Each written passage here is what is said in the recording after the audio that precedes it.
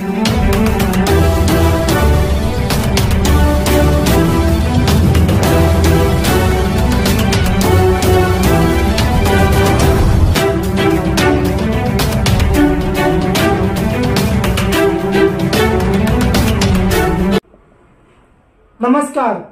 PCR news में मैं रोहित चौहान आपका हार्दिक स्वागत करता हूं।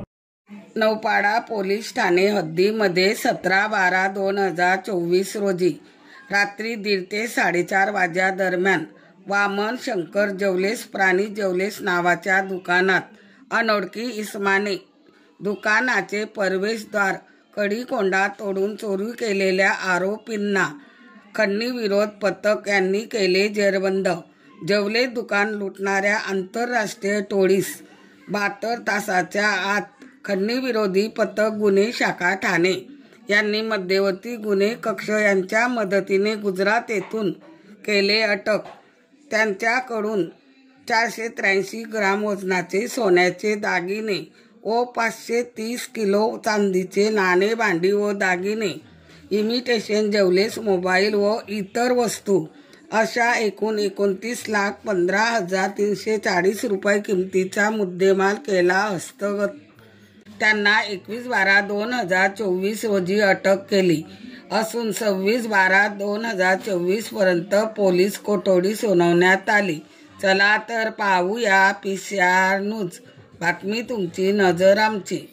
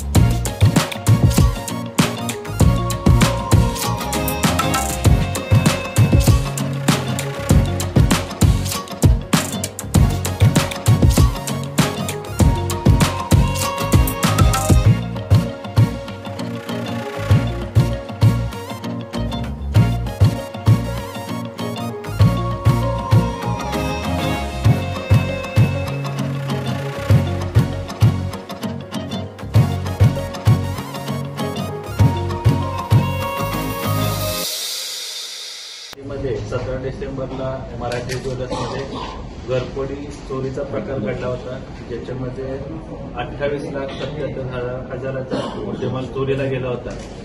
त्या नौपाड्याच्या गुन्ह्यामध्ये गुन्हे शाखेचे खंडणी पथकाचे प्रमुख एसीपी शेखर बागडे, त्याचबरोबर एसीपी डिटेक्शन 2 श्री डोंगरे, खंडणी विरोधी पथकाचे अधिकारी, मध्यवर्ती कक्षाचे आमचे अधिकारी PI Shinde, PI Narendra Pawar, API Sunil Tarmale, API Shrikrishna Gore, API Bhushan Kapadnis, PSI Vijay Rathod, PSI Tawde आणि पीएसआय दीपक पाटील आणि त्यांचे सर्व सहकारी पोलीस अंमलदार यांनी सदर गुन्ह्याचा समांतर तपास करून त्यामध्ये अद्याप 5 संशयित आरोपींना अटक करण्यात आलेली आहे आणि त्या आरोपींकडून 483 ग्रॅम वजनाचे सोन्याचे दागिने, त्याचबरोबर 5.5 किलो चांदीचे दागिने आणि मोबाईल व इतर मुद्देमाल असं जवळपास 29,15,340 रुपयाचा मुद्देमाल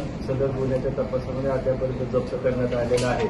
या आरोपींवर त्यांचा पूर्व इतिहास पाहता अद्यापर्यंत तपासामध्ये त्यांच्यावर गुजरात आणि राजस्थान इथे असे 2 चोरीचे गुन्हे दाखल आहेत.